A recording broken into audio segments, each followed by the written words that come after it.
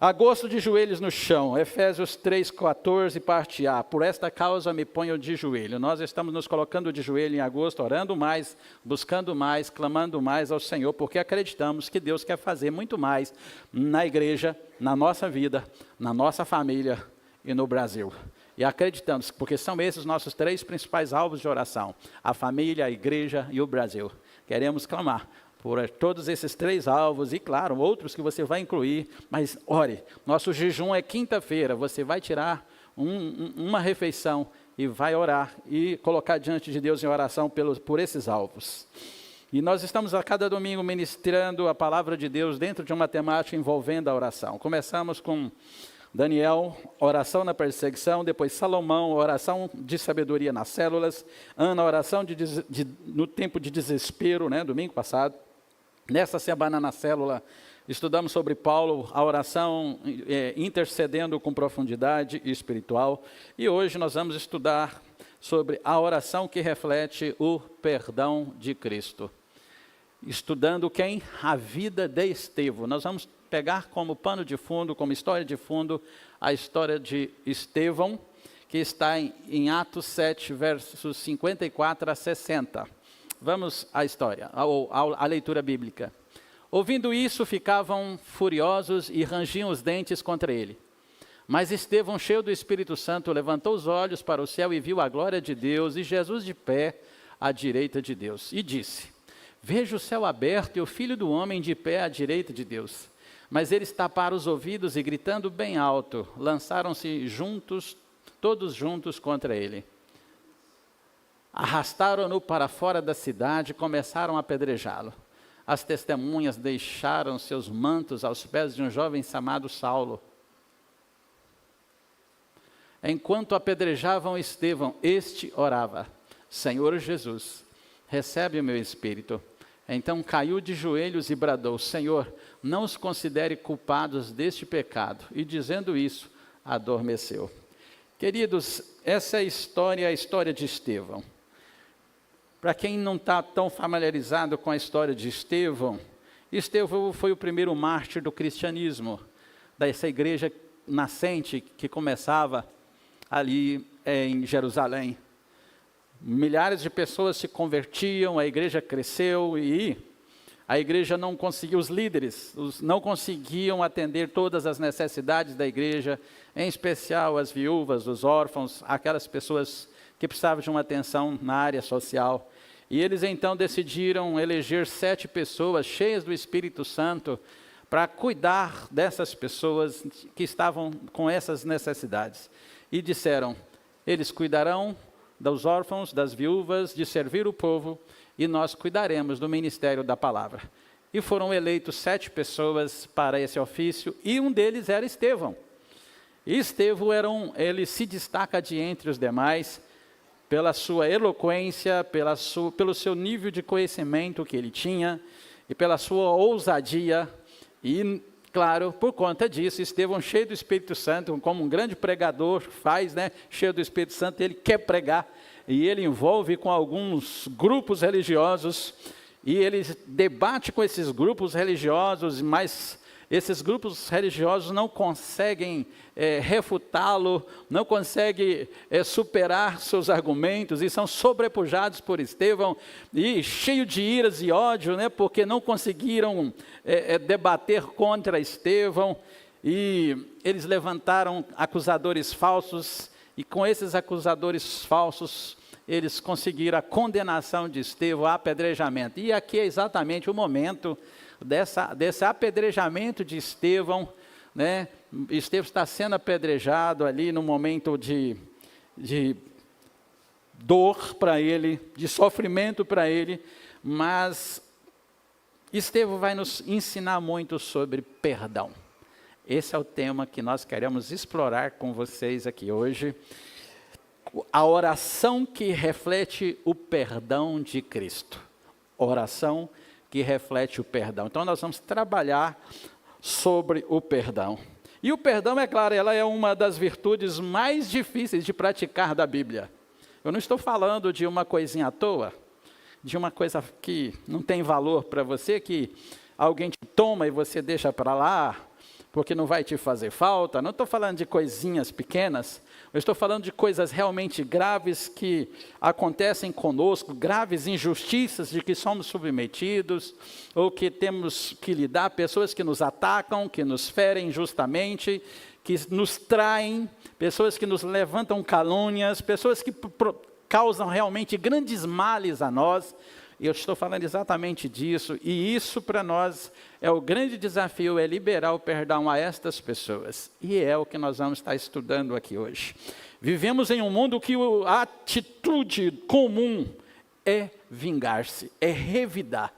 Você, desde uma criancinha pequenininha, ainda com pouquíssima idade, a tendência dela é revidar quando agredida, é natural, é da natureza do Adãozinho, né? A gente costuma dizer natureza do Adãozinho, talvez o novo crente não entende o que a gente está querendo dizer com isso. É a natureza humana pecaminosa que a gente herdou lá de Adão, que está em todo homem, mesmo recém-nascido. Ele já manifesta essa reação natural, espontânea de revidar, de vingar. Nós queremos vingar. Você me deu uma porrada, eu vou te dar uma porrada muito maior. E provavelmente não vai ser só uma, vai ser 2 ou 3. Né? Geralmente é assim que a gente quer, para que você não tente de novo me prejudicar. É assim a nossa índole humana, nossa natureza humana. Só que aí vem o Evangelho de Cristo, né? E vem Cristo, irmão. Cristo vem e quer mudar tudo, né? Glória a Deus, aleluia. Aí vem Cristo, traz um Evangelho que diz assim: bate numa face, oferece a outra.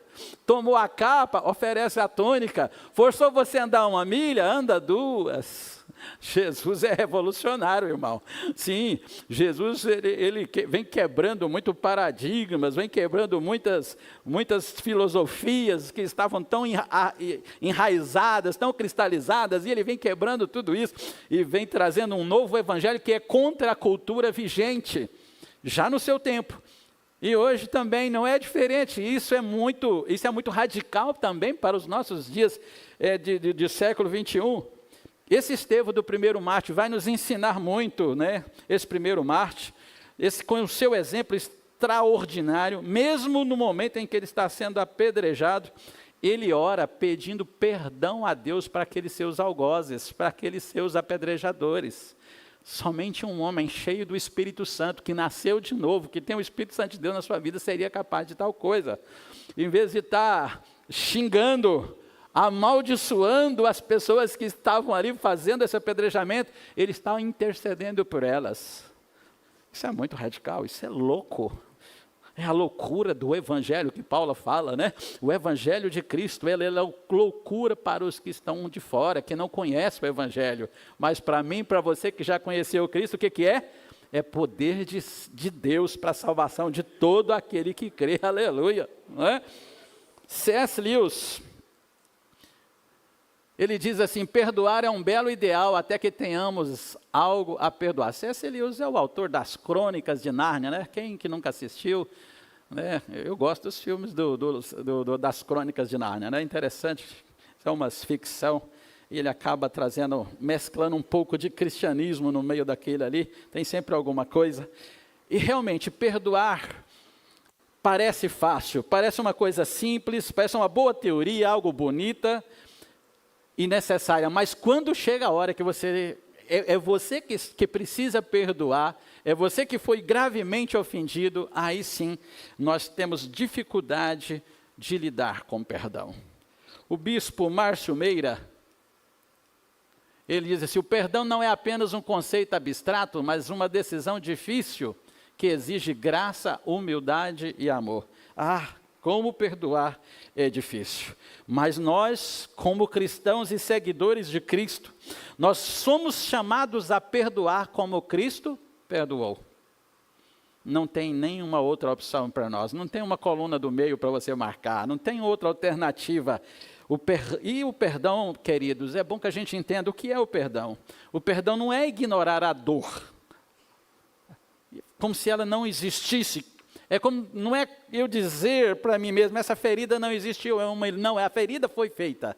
Houve uma ofensa, houve um dano injusto contra você, mas você escolhe não ser mais dominado pelo ódio que está envolto nisso, você escolhe não ser mais escravo disso, e você se liberta disso, e entrega esta injustiça sofrida para que Deus faça a justiça.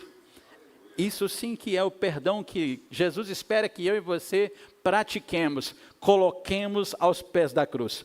E uma coisa que você precisa sempre ter em mente: toda a instrução bíblica, toda a ordenança bíblica que Jesus Cristo deixou para a sua igreja, Ele pensou no nosso bem-estar.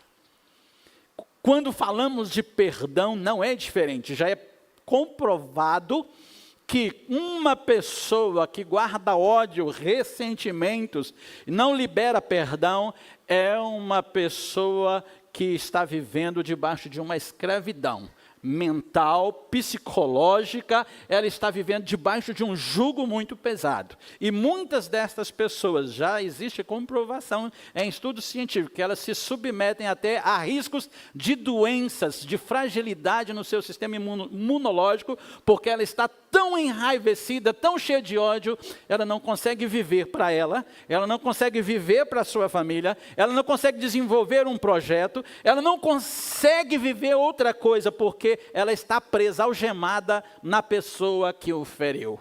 Enquanto ela não ver essa pessoa pagar, e pagar muito bem pago, pela injustiça que lhe causou, ela não consegue se ver livre daquilo.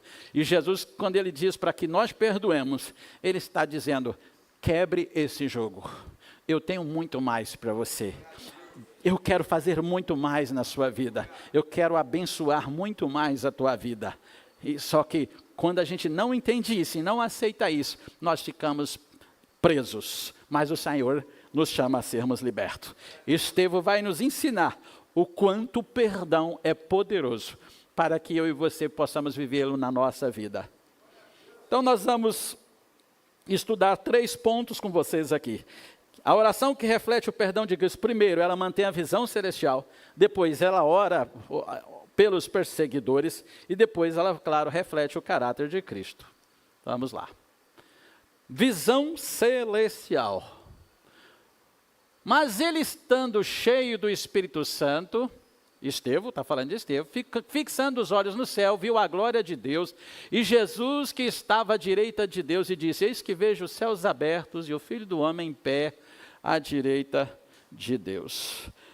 Querido, quando nós olhamos para o Senhor e estamos olhando para Deus, e não para as circunstâncias, não para a vida do outro, nossas prioridades são diferentes, nossas reações e atitudes são diferentes, e nós estamos focados em Deus, e o que Ele é e o que Ele tem para nós, e o que Ele espera de nós. E Estevão consegue, no meio de uma dor intensa, de um sofrimento intenso, sendo apedrejado, sendo julgado injustamente, por uma causa que ele sabia que não era injusta o julgamento que ele teve, a sentença que ele teve, mas ele consegue olhar para Deus e não sentir ódio de ninguém, não sentir rancor de ninguém. Isso nos faz lembrar que o que o Espírito Santo faz dentro de um homem e de uma mulher cheia do Espírito Santo. Um homem ou mulher cheia do Espírito Santo, Vitor Hugo, ele é capaz de fazer coisas que humanamente parece loucura, parece um absurdo. Você perdoar as pessoas que te agridem injustamente, e não só agridem, mas querem a sua morte, estão provocando a sua morte. E você não só não importa ou não considera isso, mas você também intercede por essas pessoas. Amados, nós só vamos conseguir viver esse evangelho de Cristo, de perdoar as pessoas que nos ofendem, se nós estivermos cheios do Espírito Santo. Como diz alguém, perdoar não é humano, perdoar é divino. Sim, porque só é capaz de perdoar quem tem o Espírito Santo dentro dele, quem realmente nasceu de novo. E não é fácil perdoar. A visão celestial de Estevão nos mostra que devemos manter o foco em Cristo, mesmo quando enfrentamos dificuldades. Ele olhou para os céus, e quando ele olhou para os céus, ele viu Jesus Cristo em pé, à direita de Deus. Ele disse: e Jesus que estava em pé, à direita de Deus. Ele teve uma visão da glória de Deus, da presença de Deus que o assistia naquele momento. Deus não livrou daquele momento de morte, mas ele foi fortalecido com aquela visão e ele conseguiu passar por aquele momento de dor e se tornou o primeiro mártir do cristianismo. Olhar para cima muda como nós enfrentamos as batalhas. Pedro, Mateus 14, 29 e 30, tem um relato de Pedro andando sobre as águas. Esse contexto de Mateus 14, 29 e 30, Jesus ele envia seus discípulos para que eles atravessem o mar da Galileia, num barco, e ele mesmo sobe para um monte para orar sozinho, e ficar um tempo a sós com Deus, logo depois daquele milagre da multiplicação dos pães para aqueles milhares de pessoas. E altas horas da noite, Jesus decide ir ao encontro dos seus discípulos, e o mar nesse momento estava revolto, havia uma tempestade, e os discípulos estavam lutando contra a tempestade. Altas horas da noite, Jesus vem caminhando sobre as águas. Homem nenhum caminha sobre as águas. Quem caminha sobre as águas é só fantasma. Mas depois de Jesus, Jesus andou sobre as águas, e ele não era fantasma. E eles disseram, é um fantasma. Eles viram Jesus chegando e ficaram ainda mais assustados, porque já estavam com medo. E quando viram uma figura andando sobre as águas e chegando para o lado do barco, imagina, não é? Que situação. Sempre teve essas coisas, essas lendas, essas histórias de assombrações. E eles ficaram aterrorizados. Mas Jesus, vendo o medo deles, diz, não tema, sou eu. E Pedro diz assim, Senhor, se és tu, manda que eu vá ao seu encontro. E Jesus Cristo diz para ele, então vem. E Pedro sai do barco e ele vai. E Pedro é o único homem depois de Jesus que andou sobre as águas que eu conheço na história. E ele anda por cima das águas. Enquanto Pedro estava olhando para Jesus, as ondas estavam de cá, vento de lá, estava indo tudo bem. Mas a hora que ele tirou o foco de Jesus e começou a olhar para a tempestade, para o vento, para o mar, a hora que eu acredito que ele foi dando conta do que estava acontecendo, ele foi observar o que estava realmente acontecendo. Diz o texto bíblico que ele começa a afundar e ele clama a Jesus por socorro, e Jesus estende a mão e segura Pedro. Queridos, se você estiver olhando para Jesus, você vai vencer qualquer dificuldade. Se você olhar para mim, se você olhar para o seu irmão, olhar para o seu cônjuge, provavelmente você pode frustrar e decepcionar, e a gente vê muito isso acontecer. Por isso que a palavra de Deus chama a mim e a você, para nós olharmos para o Senhor, olharmos para a sua palavra, porque Deus é perfeito, nele não há sombra de variação, ele não nos decepciona, ele vai te guiar no caminho certo. Paulo também nos lembra disso, lá em Colossenses 3, versículo 2, ele diz assim, pensai nas coisas lá do alto, não nas que são da terra. Esse Colossenses 3, Paulo está falando num contexto de buscar santidade. E ele fala sobre várias coisas que nós devemos, como novas criaturas que somos em Cristo, nós devemos abster, fugir delas. E ele fala para que você possa viver essa vida de santidade, agradar a Deus e viver uma nova vida de verdade. Você precisa olhar para cima. Você precisa olhar para Deus, para as coisas de Deus, porque se você ficar muito olhando para as coisas aqui da terra, você vai ser seduzido por ela, pode frustrar e pode não dar nenhum bom resultado na sua vida. Então, olhe para Jesus. Se você olhar para Jesus, você vai vencer. A visão celestial também ela nos ajuda a não sermos engolidos pelas circunstâncias. Davi, Salmo 27, versículo 1, diz que Davi, ele estava sendo... Nós conhecemos a história de Davi. Davi é o sucessor de Saul, foi ungido ainda na sua adolescência para ser rei em lugar de Saul, que Deus havia rejeitado. Mas o processo demorou, porque ele foi ser coroado rei em Judá, ou em Hebrom, sendo a capital do reino de Judá, ou do território de Judá, que era Hebrom, nesse primeiro momento. Depois de 7 anos que ele é coroado rei sobre todo Israel. Ele viveu mais de 10 anos, um tempo difícil, e Saul descobriu que ele era o ungido, o sucessor dele, e aí foi problema sério para ele, E ele foi preciso fugir, e a história, você vai ler sobre isso, Samuel relata sobre isso, essa história, né, dessa fuga de Davi, essa dificuldade que Davi tem, fugindo de Saul para salvar sua própria vida, como foi todo esse processo. Mas Salmo 27, versículo 1, olha o que ele diz, o salmista Davi diz, nesse tempo de fuga: o Senhor, Ele é a minha luz e a minha salvação, de quem terei temor? O Senhor é o meu forte refúgio, de quem terei medo?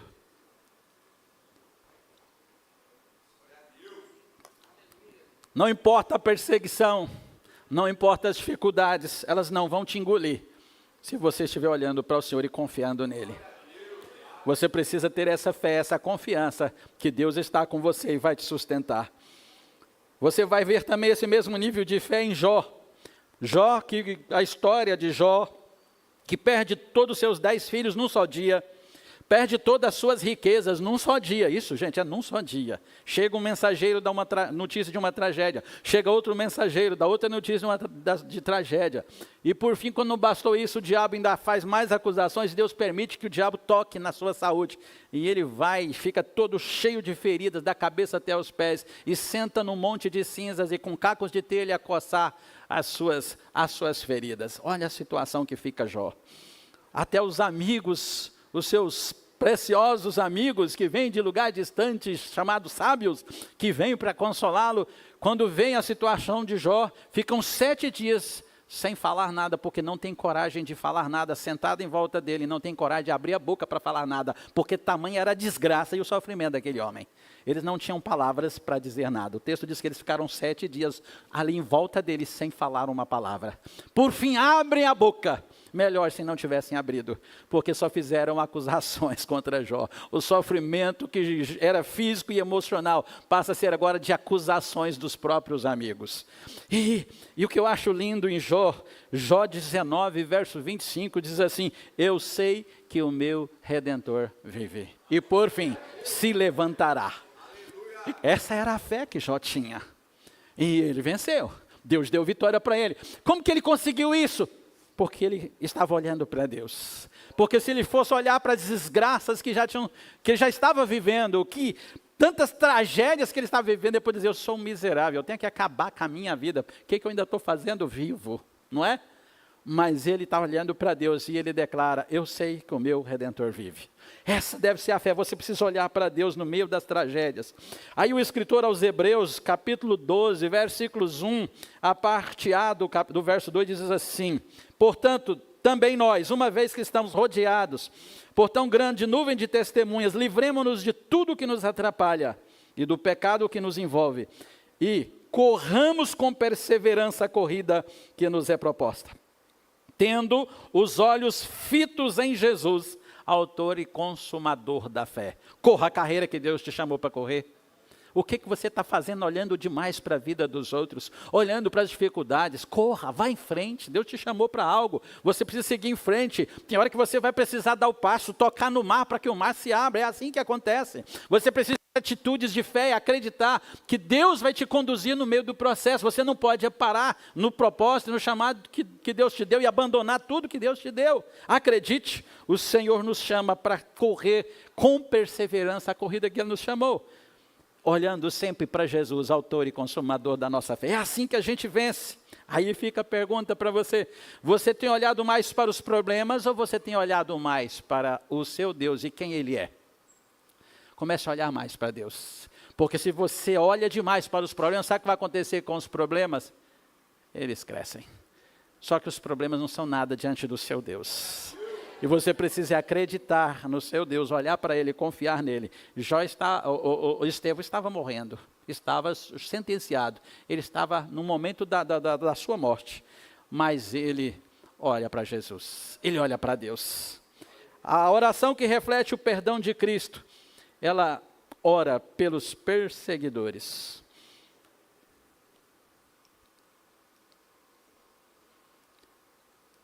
Orar pelos que te perseguem. E apedrejava Estevão, que em invocação dizia: Senhor, recebe o meu espírito. Queridos, verso 60 desse mesmo texto diz assim: Senhor, não os considere culpados deste pecado. E dizendo isso, adormeceu. Orar pelos perseguidores é um dos ensinamentos mais desafiadores de Jesus para mim e para você, mas também um dos mais poderosos. Porque orar pelos nossos perseguidores não quer dizer que nós estamos concordando com o que eles estão fazendo, com as atitudes dele. Não estamos concordando, nem com suas ações, nem com as suas injustiças, não. Mas nós estamos colocando eles debaixo da cruz de Cristo, aleluia. Nós estamos colocando a vida deles diante de Deus, para que Deus possa agir na vida deles. E isso foi o que Jesus Cristo fez. Jesus fez isso também.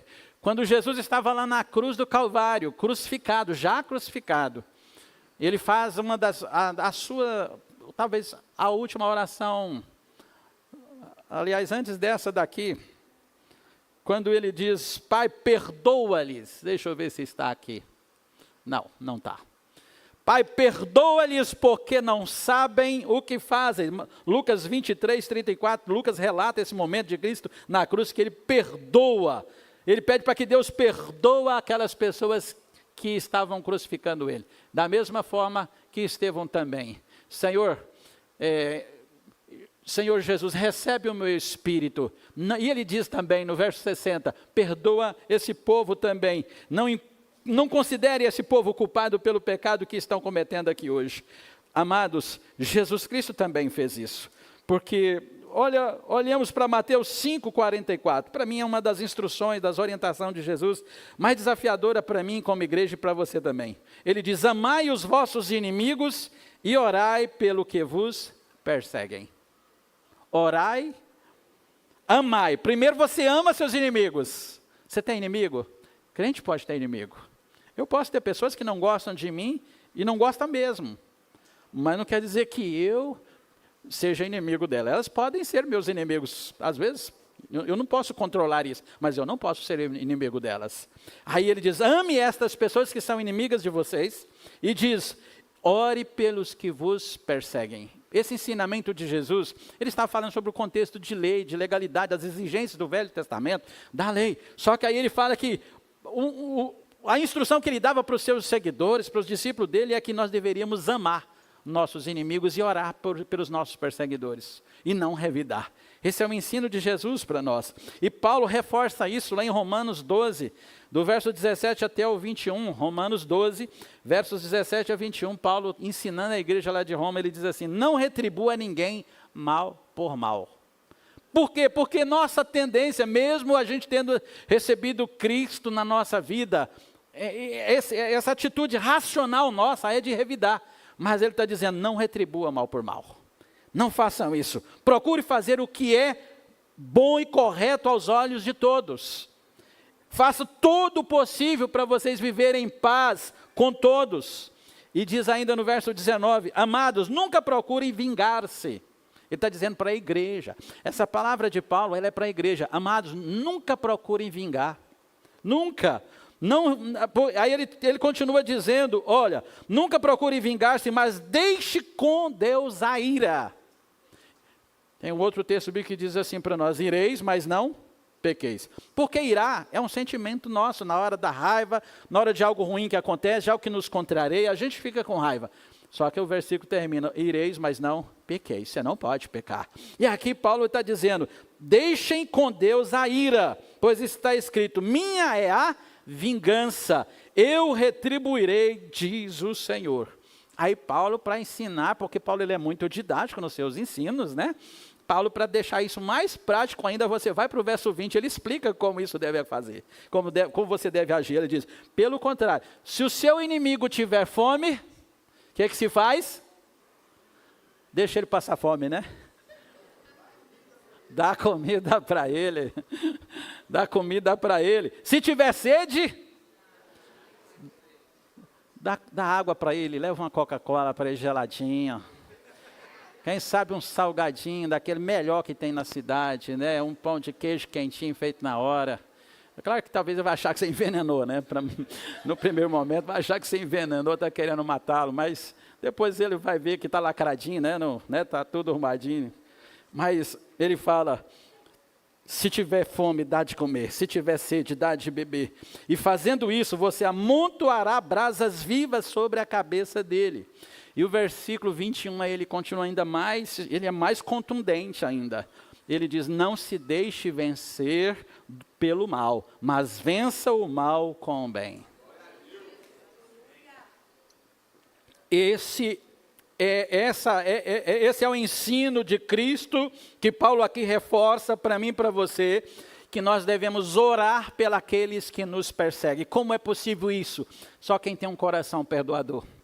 Só quem tem esse coração regenerado, esse coração transformado, que recebeu o Espírito Santo dentro de você, que está olhando para Deus, está confiando nele, tem a palavra dele como regra e manual de fé, está confiando no Deus, autor e consumador da fé. Ele sabe que esse Deus que manda eu amar meus inimigos e orar pelos que me perseguem, é um Deus que sabe recompensar aqueles que o amam, que o obedecem. É um Deus que sabe o que Ele pede para nós, que tudo que Ele nos pede é para o nosso bem. Quando nós oramos por quem nos fez o mal, nós entregamos a justiça para Deus. José, a história famosa de José lá do Egito, que está narrada, esse momento todo especial lá em Gênesis 50, capítulo 50 de Gênesis. Você vai ver essa história do encontro dos seus irmãos com José, e no momento em que ele faz essa revelação e ele perdoa seus irmãos. Mas, antes disso, a história nos mostra que José, na sua adolescência, por ser um dos últimos filhos, ou o penúltimo filho dos seus 12 filhos, né, de Jacó, e era o queridinho do pai, era aquele que tinha alguns privilégios que o pai tinha dado, e os seus irmãos enchem de inveja dele. E por conta dessa inveja, e todo um contexto envolvido nisso, eles vendem o seu irmão para uma caravana de ismaelitas como escravo. E essa caravana de ismaelitas depois leva José e vende ele como escravo lá no Egito. E ele vai se tornar escravo no Egito por longos anos. Muitos anos, uma história de dor, de sofrimento, de frustração, de muita ferida mesmo, né? José sendo vendido pelos seus irmãos, rejeitado pelos seus irmãos, assim, para a gente olhar a raiva, o ódio dentro do coração de José era uma coisa natural. Os seus irmãos o venderam como escravo. Os seus irmãos queriam matá-lo, em vez de matá-lo, preferiram vendê-lo como escravo. Então, José tinha muito direito de desejar uma vingança contra os seus irmãos. Ele tinha, aparentemente, ele tinha todo o direito para isso, de guardar raiva e rancor. E quando chega o tempo da fome, que José agora, passado tantos anos, Deus muda toda a história de José. José agora já não é mais escravo, agora ele é o governador do Egito. Ele é o homem mais forte do Egito, depois do faraó, é ele o homem mais forte. E quem fez isso foi Deus na vida dele. E agora ele tem o poder na mão. E todas as nações em volta estão passando fome. E lá no Egito tem abundância de pão, tudo por conta de José, do que Deus fez através de José. E quem chega lá para comprar comida? Os irmãos. Irmão, se fosse eu e você, nós não ia perder a chance. Fala a verdade. Nós íamos resolver isso rapidinho, como ele até tentou. Eu acho que até o coração de José, a princípio, ficou assim tentado a fazer justiça, né? E a gente vê a história, ele parece duro a princípio, mas o processo, Deus estava na vida de José, e José foi caindo, assim, em si, do que Deus queria, foi entendendo o propósito de Deus, foi compreendendo aos poucos o que Deus fez. Tudo aquilo que aconteceu na vida dele, foi Deus que trabalhou na vida dele, embora os meios, talvez a gente questione os meios, né? Mas todas as coisas cooperam para o bem dos que amam a Deus, não disse Paulo em Romanos 8, 28? Então Deus estava transformando todas as tragédias de José em bênção, não só para ele, para sua casa, mas para os seus familiares, e também para todo o Egito e para as nações da terra do seu tempo, porque Deus, Ele vai pegar as tragédias que acontecem na nossa vida e vai transformar em algo bom, querido, se você confiar nele. Se você acreditar em Deus, todas as coisas ruins que aconteceram na sua vida e você confiar de verdade nele, ele vai mudar isso em algo bom lá no final. Ah, como? Não sei. Quem diria que José ia virar governador do Egito e ser o maioral do Egito? Quem diria isso? E não só ia ter uma grande família, uma linda família, mas viver um poderio imenso nas suas mãos e poder abençoar abençoar tantas pessoas e abençoar aqueles que lhe fizeram mal. Quem diria isso? E salvar o seu próprio povo. Oh, quem diria? Deus é capaz de transformar as nossas tragédias em triunfo, querido. Você precisa acreditar que olhar para Ele e fazer o que Ele te ensina a fazer. Perdoe sempre, perdoe sempre. O próprio Jesus orou pelos que crucificaram. Mateus capítulo 6, versos 9 a 13, você tem o Jesus ensinando os seus discípulos a fazerem a oração do Pai Nosso. E o trecho da oração do Pai Nosso diz assim: perdoa-nos como perdoamos aqueles que nos têm ofendido. Nos perdoe como perdoamos aqueles que nos têm ofendido. Então, eu preciso perdoar, para que o perdão também venha sobre mim. E Jesus Cristo ainda falando, não está aqui a referência, mas Jesus falando ainda sobre perdão, ele diz que se nós não perdoarmos, nós não seremos perdoados. Porque você recebeu de graça você deve dar. E o que você recebeu de graça? O perdão. Irmão, se eu e você recebemos o maior perdão que podíamos receber. Nós estávamos condenados. Nada que pudéssemos fazer humanamente falando, de bondade e justiça humana, seria capaz de nos salvar da condenação eterna que estava sobre nós. Mas Deus nos perdoou os nossos pecados a partir do dia que nós tivemos um encontro com Jesus, que nós entregamos nossa vida para Jesus, nossa vida foi mudada, nossa vida foi transformada. Tudo mudou a nossa história, nosso passado. Quando Deus olha para o nosso passado, Ele vê o sangue de Cristo, Ele não vê mais os nossos defeitos, nossos pecados, as besteiras que fizemos, erros que nós fizemos. E Ele olha para nós e vê a justiça de Deus em nós, aleluia, porque um dia nós entregamos nossa vida a Cristo, fomos reconciliados com Cristo e você se tornou salvo, justo. Pela sua justiça? Não, mas pela justiça de Deus, pelo que Ele fez. Ele pagou o preço da injustiça que eu tinha, do pecado que eu tinha. E se eu recebi tanto, eu devo compartilhar desse mesmo perdão. E quando eu e você refletimos esse caráter de Cristo na nossa vida, não é? Esse caráter amoroso de Cristo, de perdoar aqueles que nos ofendem, que nos causam talvez um grande mal na nossa vida. Quando nós fazemos isso, nós estamos pregando o Cristo. Quando alguém vê você fazer algo tão extraordinário, tão incrível, que é perdoar alguém que te fez tanto mal, isso chama atenção. Por que essa pessoa está fazendo isso? Todo mundo faz essa pergunta. Aí a oportunidade, não é porque ele é um seguidor de Jesus. Os seguidores de Jesus não guardam rancor. Os seguidores de Jesus não guardam mágoa. Você pode ficar de pé, por favor? Esse é o grande desafio do cristianismo. Refletir o caráter de Cristo na nossa vida. O Deus nos chama, a mim e a você, como igreja dele, para refletir ele, os ensinamentos dele. Nós vivemos um tempo em que tantas pessoas têm sido tão rancorosas, têm guardado tanta raiva no seu coração. É claro, ofensas terríveis sofreram graves injustiças, foram feridas muito gravemente. Mas o Senhor quer que você tire esse fardo, Ele quer que você lance esse fardo da dor, da ferida aos pés dele. Ele quer que você passe a viver como Ele ensinou, amando os seus inimigos, intercedendo pelos seus perseguidores, vivendo como Ele viveu. Jesus Cristo, quando foi preso, açoitado e passou por todo aquele sofrimento intenso, Ele não amaldiçoou os seus algozes, não amaldiçoou, mas pelo contrário, conforme dissemos lá em Lucas 22, Ele diz: Pai, perdoa, porque eles não sabem o que estão fazendo. Essa é a atitude que o Senhor espera de mim e de você, perdoar. Estevão, ele conseguiu perdoar. Ele perdoou porque ele entendeu o que ele já tinha recebido.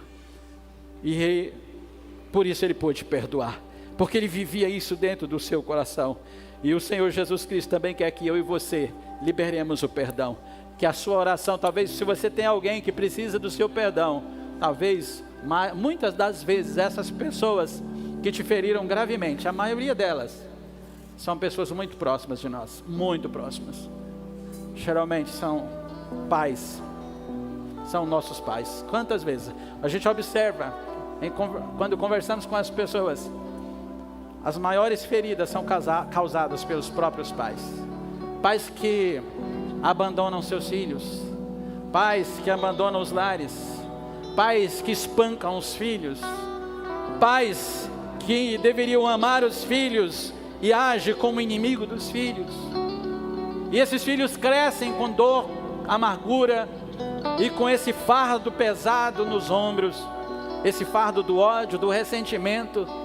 E que Jesus é muito claro em todos os seus ensinamentos em dizer que devemos jogar esses fardos aos pés da cruz.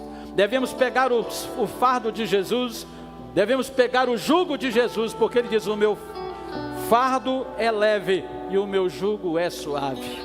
É isso que Ele oferece para nós. Se você leva algum desse fardo de dor, de sofrimento, de ódio, por algo grave que te aconteceu, coisa ruim que te aconteceu, o perdão é o remédio, não para aquela pessoa, é para você. O interessante é que esse perdão que Cristo nos incentiva e nos ordena, não só incentiva, mas nos dá uma ordem para praticar, é um remédio para a nossa alma, não é para a outra pessoa. É um remédio que a princípio, sabe aquele remédio amargoso que a mãe quer dar para a gente? Às vezes eu não tomo, é muito amargo, é muito ruim. Mas a mãe sabe que depois que ele tomar aquele remédio, ele vai sarar. Você já passou por isso quando era criança? Tem uns grandão que ainda tem essa dificuldade, né? Aí ele toma o remédio, porque a mãe insiste, aí ele toma. Depois ele sara. Eu digo para você, o perdão pode ser esse remédio amargo, difícil de engolir, mas vai te dar um efeito tão poderoso. Você vai dormir leve. Você já imaginou uma pessoa com raiva, ressentimento no seu coração? Ele está algemado a essa pessoa com ele. Sim, você que tem raiva de alguém, tem ódio de alguém, ele está algemado junto com você. Você vai tirar férias com a família, ele está lá com você. Você vai para a lua de mel, ele está lá com você. Você vai fazer algo gostoso, um piquenique, sair com seus amigos, um happy hour, um momento gostoso, está lá essa pessoa que você rejeita, que você tem ódio, está lá do seu lado. Não pode falar no assunto, não pode trazer à memória o assunto que está ali do lado. Deus quer quebrar essa corrente que está prendendo você a essas feridas, que está te causando tanto mal. Aí você não consegue correr porque você está preso. Você não consegue empreender mais nada porque você está preso. Quando Jesus fala para perdoar, Ele está dizendo para você: eu tenho algo muito melhor. Eu tenho projetos muito melhores para você. Viva como eu vivi. Perdoe como eu perdoei você. Porque eu tenho coisas lindas, maravilhosas para você viver. Amém. Vamos louvar com mais um louvor. Glória a Deus. O meu orgulho me tirou do jardim. Sua humildade colocou jardim em mim. Se eu vendesse tudo que tenho em troca do amor, eu falharia.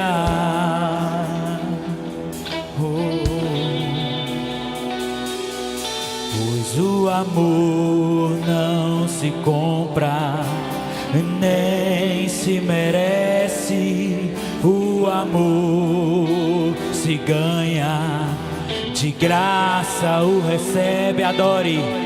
Eu quero conhecer Jesus. Eu quero conhecer Jesus. Eu quero conhecer Jesus.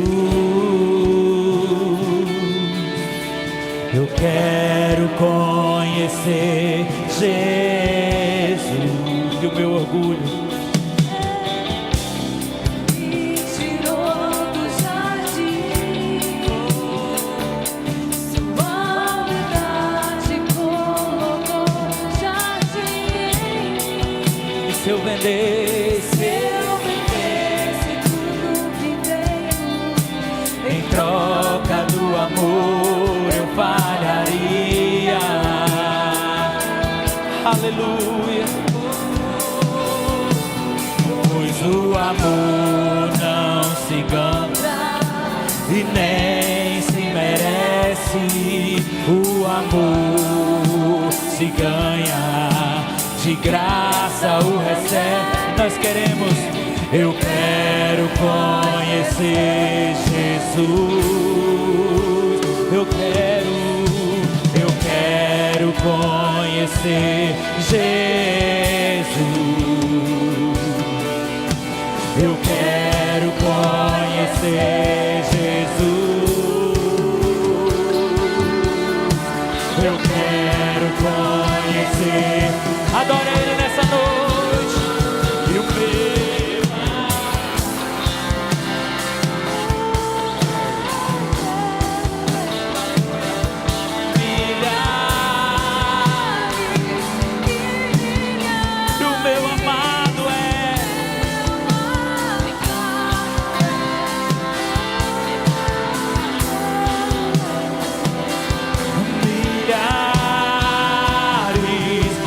mais uma vez, adore. E o meu amado é o mais belo entre milhares de milhares. Mais uma vez. E o meu amado é o mais belo entre milhares de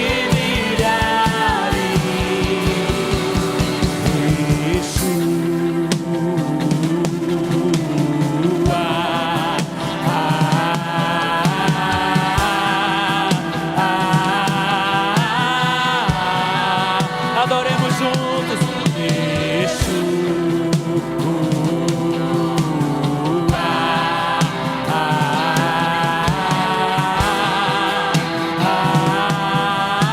Adore Ele, igreja.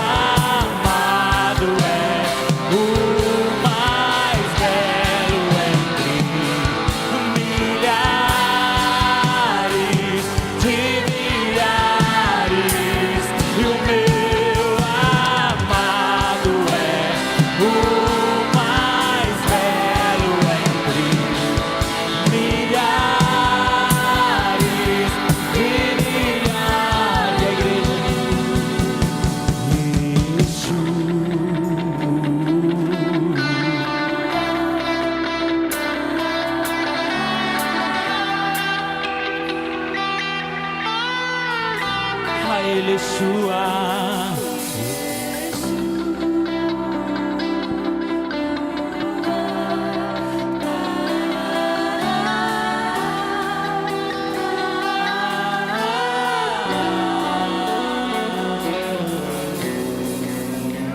Glória a Deus. Efésios 4:32. Efésios 4:32 diz assim: sejam bondosos e compassivos uns para com os outros, perdoando-se mutuamente, assim como Deus perdoou vocês em Cristo Jesus.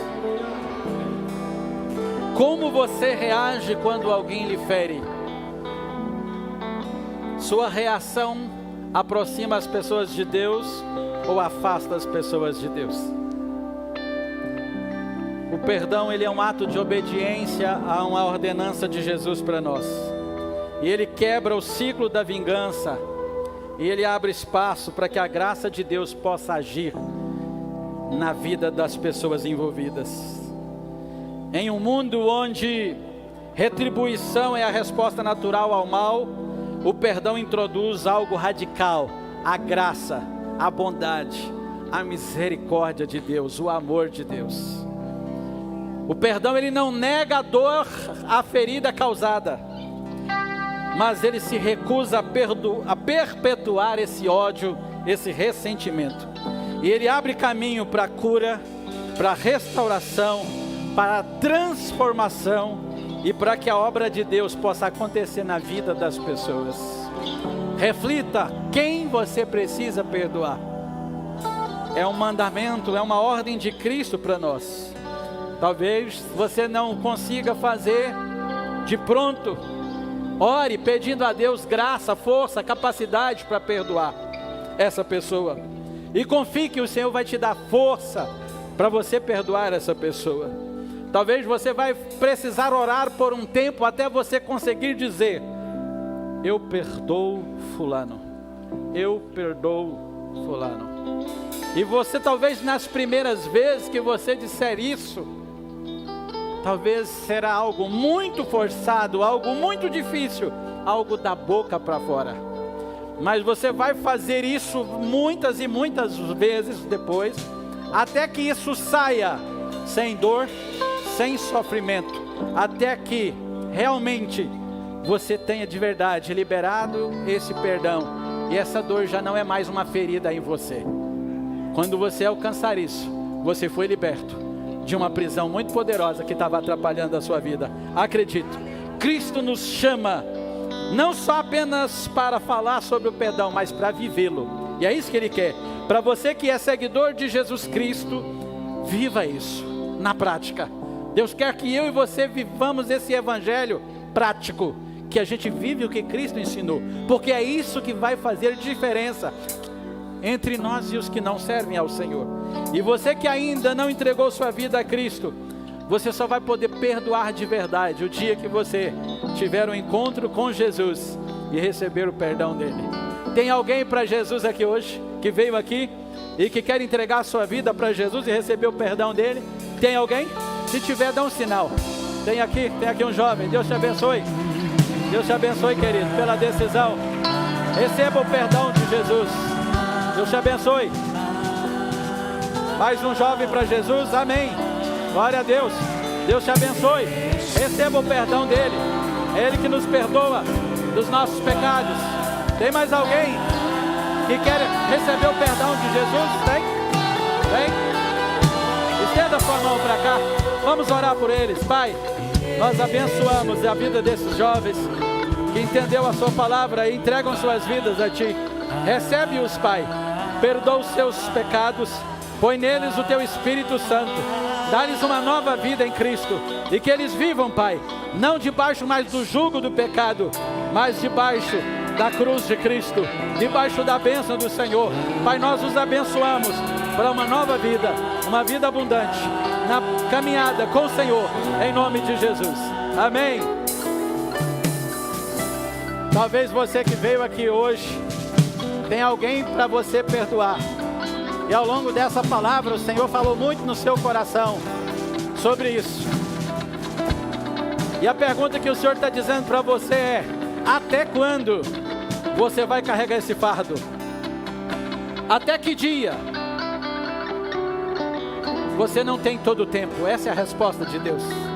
Você não tem todo o tempo para ficar carregando esse fardo. Ele quer que você entregue esse fardo hoje para Ele. Ele quer que você libere o perdão para essa pessoa que feriu você hoje. Eu não sei quem foi, eu não sei o que aconteceu na sua vida, mas eu quero te dizer: coloque esse fardo hoje aos pés da cruz de Cristo. Entregue essa justiça para Jesus.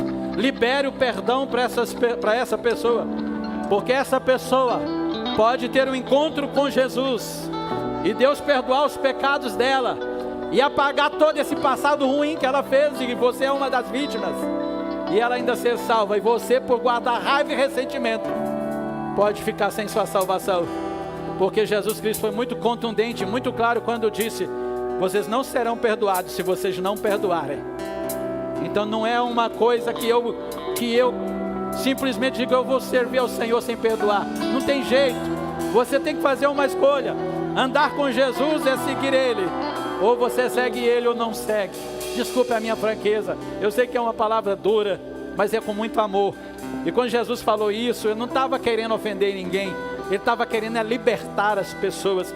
Entenda que quando Ele falou isso, Ele quer curar você, Ele quer perdoar você, Ele quer transformar a sua vida, Ele quer mudar a sua história, quer trazer uma história nova. É isso que Ele quer. Eu sei que é uma loucura, mas é a loucura de Deus. Então, se Deus está mandando, vamos acreditar.